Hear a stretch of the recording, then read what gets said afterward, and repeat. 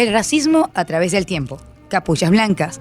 Creada en 1866 entre amigos que buscaban diversión, el Ku Klux Klan pronto se convertiría en la organización terrorista que canalizó el odio supremacista blanco en Estados Unidos. Su influencia política y social, especialmente en su apogeo en los años 20, cuando contó con millones de afiliados y simpatizantes, era impalpable. Con miles de víctimas a sus espaldas, su huella racista sigue siendo palpable. Corría la primavera de 1866 en la pequeña localidad de Pulaski, Tennessee. 6 jóvenes que habían luchado juntos en las filas confederadas durante la Guerra Civil Estadounidense en 1861 y 1865 decidieron crear un club social con el ingenuo propósito de encontrar algo de diversión para llenar su tiempo libre. Tras descartar los nombres de El Club de los 6 y el Club Social de Pulaski, los veinteañeros de familias acomodadas que conocían el alfabeto griego propio de las fraternidades universitarias adoptaron por algo más potente y llamativo, Ku Klux, del griego kuklos, que significa círculo, al que añadieron clan para hacerlo más pegadizo. A cada uno de los jóvenes le fue asignado un rango y una siniestra indumentaria, túnica oscura y máscara con capuchas blancas.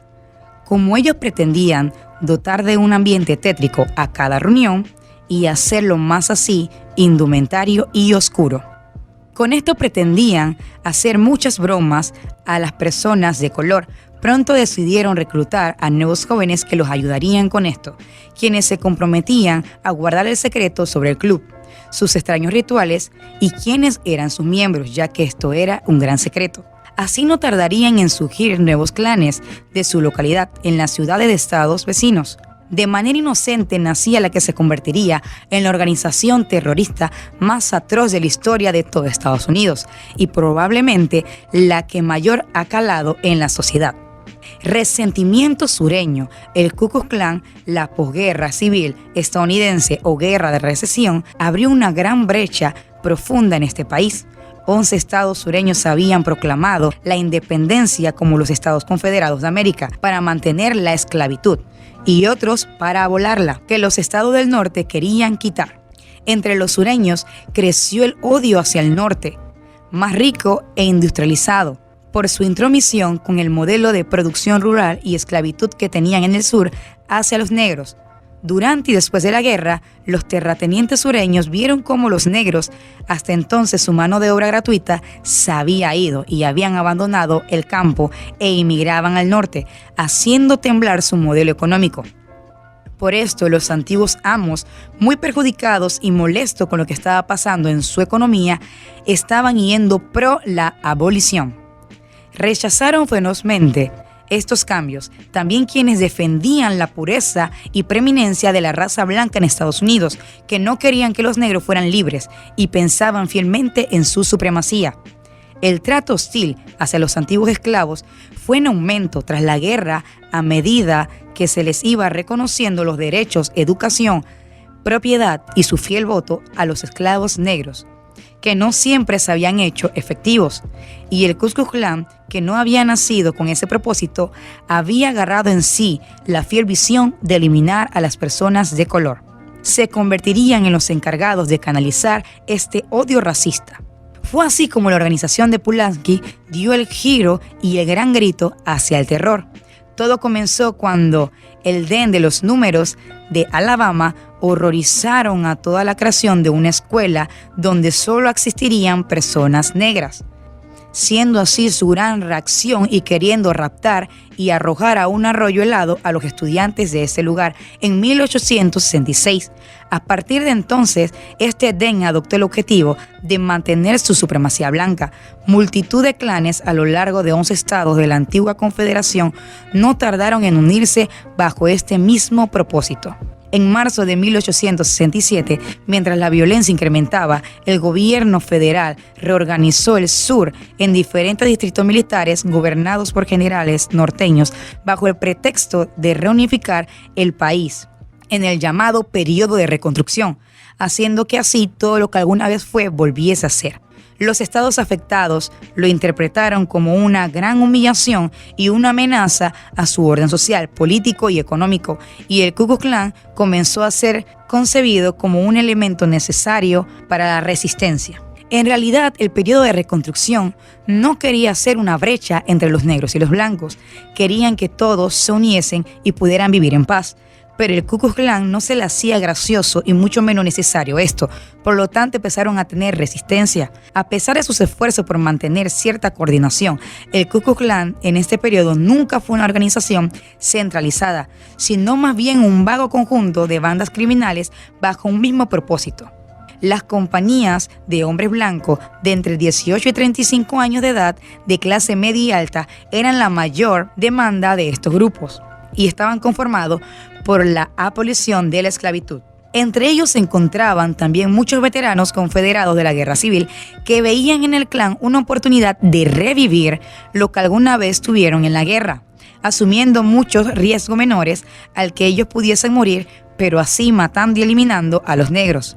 Otros unían al Klan por diversión para formar parte de una institución que perseguía, según su perspectiva, una causa noble y patriótica.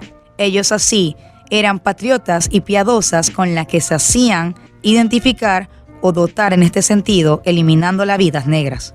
El Klan practicaba diversas formas de violencia. Eran muy comunes los asaltos nocturnos a hombres, mujeres y niños negros, a los que increpaban con amenazas de muerte y de rapto. Las palizas que le daban, torturas y asesinatos se hicieron habituales en el sur a finales de la década de 1860. La violencia racial de este tiempo contaba con un claro componente político y de hecho aumentaba en las campañas electorales. Solo en el estado de Luisiana se registraron 1.081 muertos afroamericanos, las que se pueden atribuir al Klan. La criminalidad afectaba también a los miembros y simpatizantes blancos del Partido Republicano. Al contrario que ahora, esta formación era entonces más popular en el norte que en el sur por su rechazo a la Confederación y por ser republicano Abraham Lincoln, el presidente que abolió la esclavitud en 1863. El Klan del siglo, que era el Ku Klux Klan, jamás había sido catalogado por el gobierno estadounidense como una organización terrorista. Está lejos de desaparecer. Según el Centro Legal para la Pobreza Sureña, organización que se ha encargado de registrar la actividad de organizaciones que promueven el odio en Estados Unidos, todavía ha revelado que se encuentran 50 clanes con 5.000 y 8.000 miembros vigentes en totalidad. La mayoría de los antiguos estadounidenses sureños confederados son miembros de esto. Aunque el Klan es mucho menos violento ahora, no significa que ha desaparecido. No obstante, son sobre todo fuertes en el Internet y su actividad fuera del mundo virtual es muy reducida y se centra en ceremonias privadas tradicionales como la quema de cruces. Los actos públicos son cada vez menores y recurrentes. Un ejemplo de esto fue en el 2019, que se pudieron contar con los dedos y manos de personas de color. Destaca la marcha de apenas una década de miembros en Ohio, que generó un masivo rechazo local hacia este tipo de comportamiento. Los pequeños grupos, la mayoría que se ha notado ahora, son menores y siguen siendo de 25 a 20 miembros que logran hacer el Ku Klux Klan hoy día en cada región.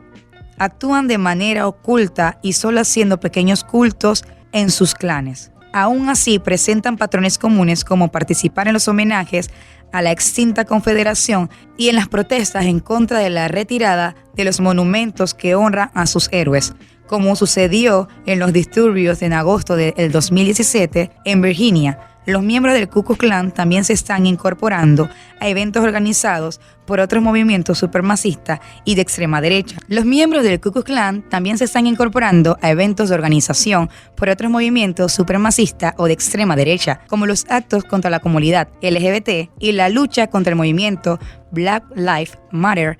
En junio del 2020, en el contexto de las protestas por la muerte del afroamericano George Floyd a manos de un policía blanco estadounidense, el líder del Klan trató de arrollar con su coche a un grupo de manifestantes, hiriendo a uno de ellos. No obstante, el declive del imperio invisible puede resultar engañoso. En primer lugar, porque ha trasladado su actividad a Internet, donde rivaliza con otros grupos supremacistas por captar nuevos adeptos dentro de un movimiento que se maneja mejor en la red y es más popular entre los jóvenes. así haciéndole un lavado de cerebro y adoctrinándolos. A pesar de la dificultad para obtener nuevos miembros, según la Liga Antidifamación, más de la mitad de los clanes activos han sido creados o refundados en los últimos años, con el incremento y la utilidad de las redes sociales, lo que muestra el resurgimiento de esto, pero también la reincidencia de las organizaciones. El hecho de que haya sido en Estados Unidos no significa que en nuestros países no pueda suceder. Debemos empezar las prácticas que vayan en contra del racismo y saber que tanto blancos como negros, aborígenes y mulatos tenemos los mismos derechos.